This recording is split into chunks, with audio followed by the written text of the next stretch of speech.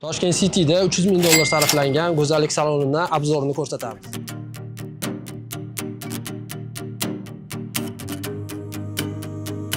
Foydali qurilish jamoasi bilan 6 oy davomida private go'zallik salonini podключ xizmatlarini topshirib berdik. 6 oy davomida 50-60 ga yaqin xodimimiz bilan mehnat qildik. Nyu-York bo'lgan remontimizni topshirib beryapmiz. Zinalarimizga sifatli mramorlardan foydalanganmiz va qulaylik uchun sifatli perillalar qo'yib berganmiz. Devorlarimiz bo'linmasi hammasi gips kartondan bo'lgan va malyarka dekorativniy suvoqlari bilan xonalarni sovutish sistemasi, konditsioner va 24 ga 7 kameralarimiz ishlab turibdi. Xonalarimizga estetik razijnoy eshiklarimizni qo'yib berganmiz. E'tiboringlarni yorish tizimlariga qaratishinglarni so'rayman.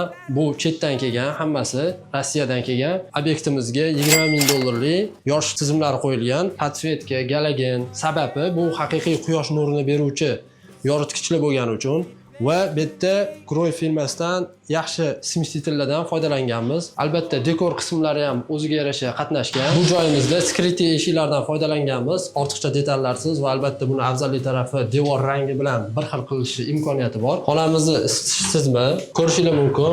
Sodda va effektivniy qilib yig'ilgan. Devorlarimiz hammasi gips kartondan shu shaklda chiqazib oynalarimizni buyurtma asosida bitirib berganmiz. Bu binomizning birinchi qavati. Ahamiyat berayotgan bo'lsanglar, hamma devorlarimizni burchagidan voz kechganmiz va albatta eshiklarimizni ham skrytdan o'rnatganmiz. Mebelimiz bilan bir xil ko'rinishga olib kelganmiz. Har bir xonamizda mebel ustalarimiz mebellarimiz bilan professional darajada yondashishgan va bu yoqda ko'rishingiz mumkin.